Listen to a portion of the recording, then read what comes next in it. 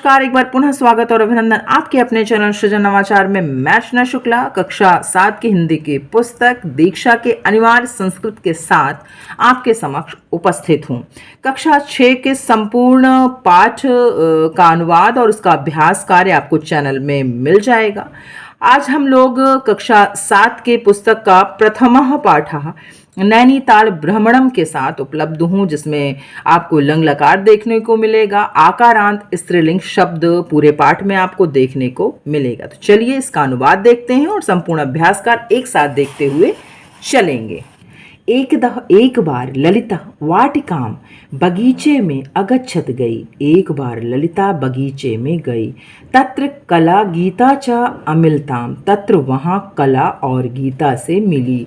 तत्र ललिता कलाम अपृक्षत, तत्र वहाँ ललिता ने कलाम कला से अपृक्षत पूछा। वहाँ ललिता ने कला से पूछा, कले हे कला तुम कुत्र अभ्रमः, तुम कहाँ घूमने गई।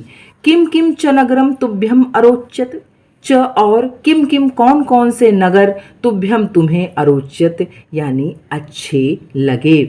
तदा कलाम तब कला ने ताम अवदत उससे कहा, अहम ग्रीष्मावकाशे मैं गर्मियों की छुट्टियों में अम्ब्यः सह नैनीतालम नगरम अगच्छत माँ के साथ नैनीताल नगर गई थी। तदानीम उस समय मम अनुजः मेरी छोटी बहन वंदना जनकः अपि पिता भी आस्ताम थे। वयम तत्र एकस्मिन् प्रवास भवने अवसाम, वयम हम सब वहाँ एक होटल में रुके थे। तत्र एकः विशालः सरोवरः अस्ति, तत्र वहाँ एक विशाल सरोवरः यानी जलाशय है। वहाँ एक विशाल जलाशय है। यत्र प्रातः जहाँ सुबह सुबह अहम वंदना चा मैं और वंदना सरोवर जलाशय के परितः चारों तरफ अभ्रमाओ यानी घूमते थे। आवाम जनकम हम दोनों ने पिता से नौका यात्री नौका में घूमने के लिए अवदाव कहा।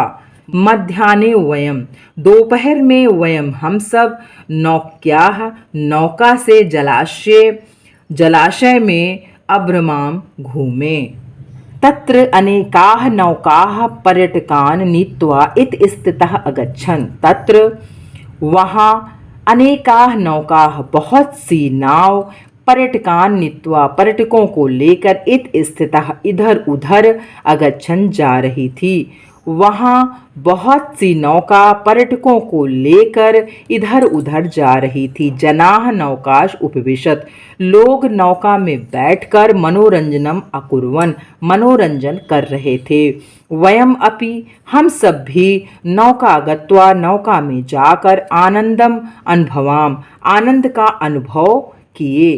पर्वतानाम मध्य नौका भ्रमणम पर्वतों के बीच में नाव से भ्रमण करना।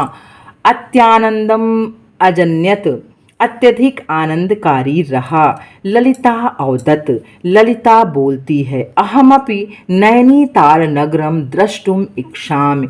ललिता अवदत ललिता बोलती है, अहमपि मैं भी नैनीताल देखने की इच्छा रखती हूँ। था वाटिकाम बगीचे अमिलताम मिली, कलाम यानी कला से, अभ्रमः यानी भ्रमण की हो, अरोच्यत यानी रुचकर, ताम यानी उससे, अवदत यानी बताती या बोली, अम्ब्यः सा माँ के साथ, तदानीम उस समय, आस्ताम थे एकस्म यानी एक, प्रवास भवने यानी होटल में, अवसाम यानी रहे या निवास किए, अभ्रमाम यानी घूमे या टहले, अवदात यानी कहा, इत स्थिता इधर उधर, नौकागत्वा नाव की चाल से नाव की गति से, अनुभवाम यानी अनुभव किया। उच्चारण करें। अभ्रमः ग्रीष्मावकाशे, मध्याह्ने वंदनः नौका यात्री अभ्रमाम, अत्यानंदम द्रष्टुम। एक पद में उत्तर दें। ललिता कुत्र अगच्छत यानी ललिता कहाँ गई थी। वाटिकाम। जनाह नौकाश उपविशत किम अकुर्वन् यानी जो लोग थे वो नौका में बैठकर कैसा अनुभव कर रहे थे। मनोरंजनम। ग्रीष्मावकाशे कला कुत्र अगच्छत ग्रीष्मावकाशे अर्थात गर्मियों की छुट्टी में कला कहाँ गई थी। नैनीताल नगर गई थी।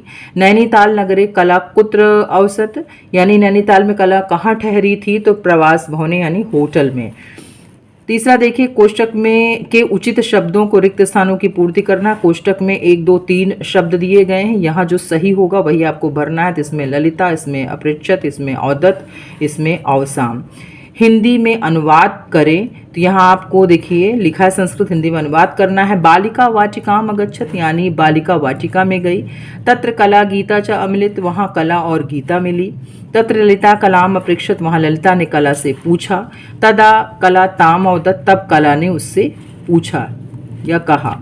अब निम्नलिखित धातुओं का लट, लिट और लंग लकारों के रूप में प्रथम पुरुष एक वचन आपको लिखना है। तो यहाँ देखिए लट लकार में हम करेंगे तो पठ का पठति, मृट का पठिष्यति, लंग का अपठत, वद का वदति वदिष्यति, अवदत, गच्छति गमिष्यति, अगच्छत, भ्रमति भ्रमिष्यति और अभ्रमत। संस्कृत में अनुवाद, यहाँ आपको देखिए संस्कृत में अनुवाद बताया गया है। तो मैं विद्यालय गई, तुम कहाँ गई थी? सरोवर में मैंने नौका भ्रमण किया। तो इसको आप कर लीजिए। फिर देखिए 7वां की रेखांकित पदों के आधार पर संस्कृत में प्रश्न का निर्माण करना है।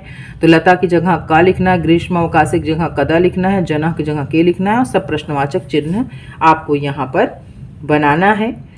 तो अगले अध्याय के साथ पुनः आपके समक्ष उपस्थित होती हूँ, तब तक के लिए बहुत बहुत धन्यवाद।